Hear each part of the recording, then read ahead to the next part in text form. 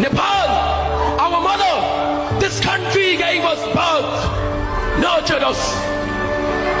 But what did it ask in return? Just our honesty, our hard work, our contribution. But what are we doing? We are bounded by chains of unemployment, fleeing abroad in search of opportunities. We are trapped by the selfish games of political parties. Corruption has woven a web that is extinguishing the light of our futures. Youth, rise! We are the torch bearers of change. If you do not raise our voices, who will? If you do not raise our voices, who will? If you do not build this nation, who will? We are the fire that will burn away the darkness.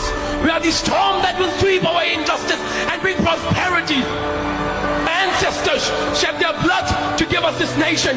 We cannot sell it. We cannot lose it. Nepal. Gayahin natin ang Indonesia, mga Pilipino. Ang Indonesia, mga warrior people na nilabanan nila at sinugpo nila ang korupsyon sa kanilang bansa. Tayong mga Pilipino, hindi ba natin kayang gawin yun? Kayang-kaya natin gawin yun basta't magsama-sama tayo. Huwag tayong matapang sa comment section. Dapat matapang tayo sa personal. Ako kahit ipagkaya ko. Kahit mamatay ako ngayon dito, wala akong pakialam. Kasi mamamatay na yung lahat, mga congressman na buhaya. Mauna nga lang ako.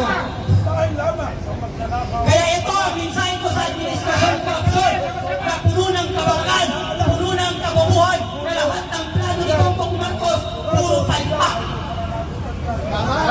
At ito pa ang mensahe ko sa kay Fidel Castro na tagapagsalita ng Malacanang. Sinasabi mo na gumagawa kayo ng malaking investigasyon? Imbestigahan niyo muna ang inyong